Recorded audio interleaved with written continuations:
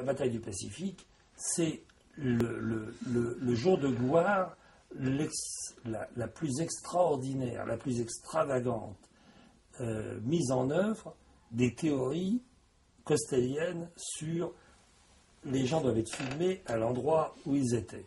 Parce que quand on regarde le Pacifique, d'ailleurs c'est beaucoup plus facile de regarder le Pacifique sur une carte que d'y être. Je peux vous dire que c'est pas du tout la même chose. Sur une carte, pour aller de Tahiti à Hawaï, vous voyez, le doigt fait ça, et quand vous êtes dans l'avion, eh ben, ça met 9 heures, 10 heures, enfin, c'était épouvantable. On a fait le tour du Pacifique, dans les deux sens, et je peux vous dire qu'on a beaucoup voyagé. C'était d'énormes problèmes logistiques.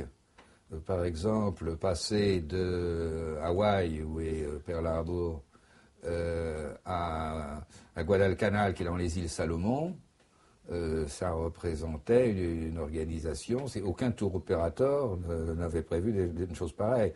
Donc il fallait d'abord prendre un avion de Hawaï à Papeete, de Papeete à un autre Papeete à Nouméa. À Nouméa, on avait obtenu un avion de la marine française qui nous emmenait à Honiara, dans les îles Salomon. À Honiara, on récupérait mais avec escale, parce que c'était un Dakota et que c'était trop loin, il fallait donc se poser. Alors on s'est posé sur des pistes incroyables, en terre, au milieu des cocotiers, où on tremblait un peu de frousse au moment de l'atterrissage. Et voilà, et on est arrivé à Guadalcanal, qui est vraiment tel que les Américains l'ont montré dans d'innombrables films héroïques de la période hollywoodienne des années 50, c'est-à-dire du sable blanc, des cocotiers et au fond des petites collines immédiatement baptisées Bloody Ridge ou Red Ridge, etc. Et c'est tout à fait comme ça. C'est un pays très inhospitalier.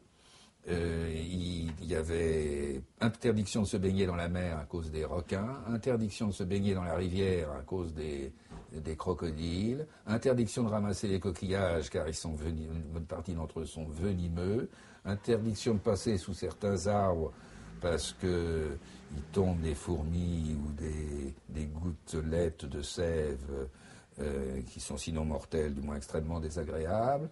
Enfin bref, c'est pas un endroit dont je recommanderais au tourisme, même en plein développement comme aujourd'hui. L'aviation française nous a beaucoup aidés pour faire ces voyages avec des avions qui, par rapport à ce qu'on avait connu pendant le tournage de la bataille du désert, étaient beaucoup moins modernes. C'était là vraiment, on a été dans des circonstances avec Jean-Louis Guillot au-delà de tout ce qu'on peut imaginer, en particulier une tempête aux Nouvelles-Hébrides pour aller à Guadalcanal, où on ne pouvait pas aller physiquement de l'aérogare, qui était une baraque en planche avec un toit de tôle, c'était ça l'aérogare, jusqu'à l'avion. On ne pouvait pas y aller.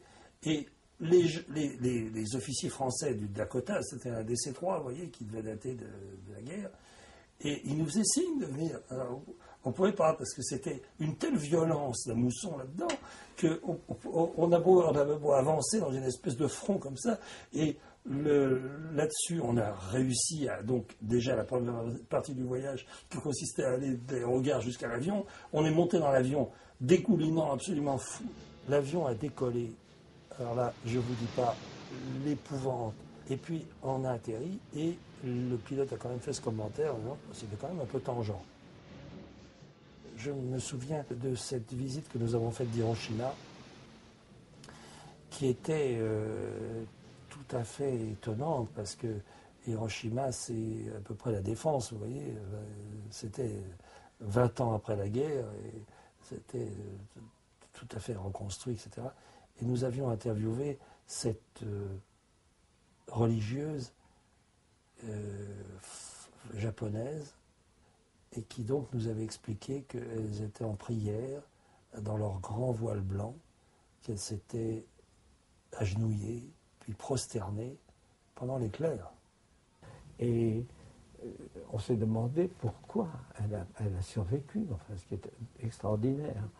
Elle était en prière dans un cloître, ce qui déjà, les murs du cloître la protégeaient, et d'autre part, elle était habillée tout en blanc. Et j'ai appris par la suite qu'une façon de se protéger contre les rayons, c'est de se mettre en blanc.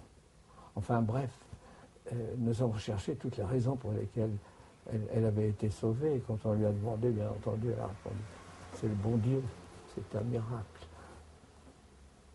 Et c'était relevé, il n'y avait plus de ville. Ça, c'est quand même une histoire. L'un des personnages les plus extravagants et les plus extraordinaires que j'ai rencontrés, c'est l'homme qui a lancé la bombe atomique sur Hiroshima le 6 août 1945, Paul Tibbets. Et je vais vous raconter dans quelles circonstances je l'ai rencontré.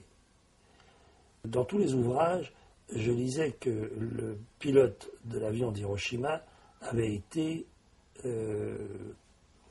pris d'un tel remords et d'une telle souffrance qu'il s'était retiré dans un couvent.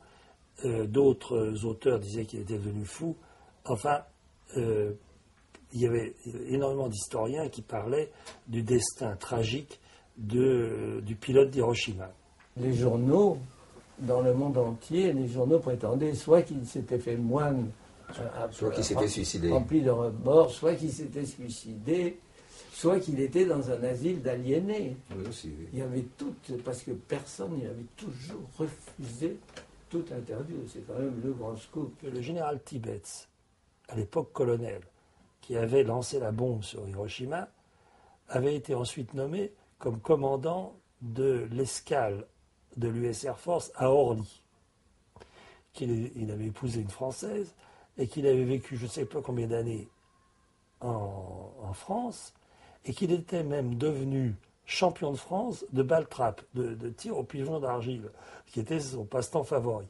Rendez-vous compte, personne n'a fait le lien entre Hiroshima et ce type qui vivait en France.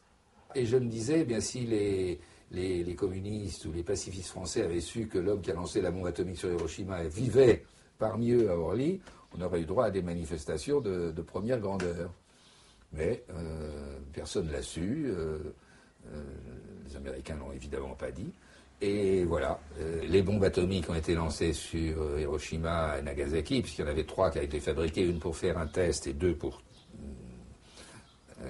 démolir 2 villes, avaient été préparées pour l'Allemagne. Quand les savants sont venus voir Roosevelt en 1940 pour lui proposer, pour lui dire « nous savons faire la bombe atomique », ils lui ont en gros expliqué à quoi ça pouvait servir, l'énorme puissance que ça représentait, le Japon n'était pas en guerre, et il s'agissait d'une hypothèse de lancer la bombe atomique sur l'Allemagne de Hitler. Et Tibbets le savait aussi, il a été initié à ça, il était un secret dans le secret. Mais l'Allemagne s'est effondrée en mai 1945, la bombe atomique d'ailleurs à cette époque n'était pas prête, de quelques mois.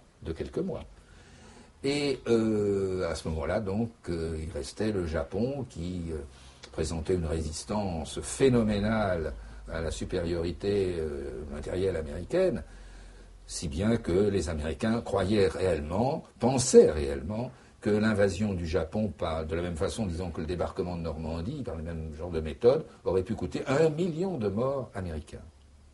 Et naturellement, encore beaucoup plus de Japonais.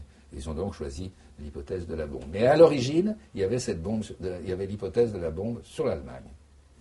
Vous avez parlé de votre tournage au Japon, avec le côté mystérieux des Japonais pour nous occidentaux. Comment réagissaient-ils à ce moment-là, quand vous avez tourné, en face de ces événements qui ont été extrêmement douloureux pour eux? Eux non plus, hein. Eux comme l'amiral Dönitz. Encore moins. Oui, n'avaient aucun remords et que des regrets. Ils regrettaient de ne pas avoir gagné la guerre. Et puis, ils pensaient qu'ils auraient dû la gagner. Hein, les officiers de marine japonais que nous avons interviewés, ils étaient vraiment encore très, très arrogants vis-à-vis des Américains. Assez méprisants même. Toujours. Enfin, c'était une vieille génération. C'est une vieille génération. Sauf le kamikaze. Alors, le kamikaze vivant, évidemment, c'est un peu surprenant. Non, ils sont partis et puis ils n'ont pas trouvé la flotte américaine et ils sont revenus puisqu'ils n'ont pas trouvé. Enfin, il est parti en pensant qu'il allait mourir. Il a la chance de revenir. Alors, ce qui est intéressant, c'est qu'il est parti. C'était un jeune intellectuel, étudiant en littérature française. Il est parti, il a emporté dans son avion d'ailleurs le Mare au diable en français. C'est d'ailleurs devenu par la suite, après la guerre, un des plus grands spécialistes mondiaux de George Sand. Il venait tous les ans faire des cours sur George Sand dans les facs de lettres françaises, après la guerre. Et lui n'était pas un fanatique militaire comme étaient ces officiers de marine qui avaient fait crier Torah, Torah, Torah, etc. Pourtant, il a bien été kamikaze, il a bien été volontaire, d'une certaine façon, pour mourir, pour se sacrifier. Et ça, c'est quand même le mystère.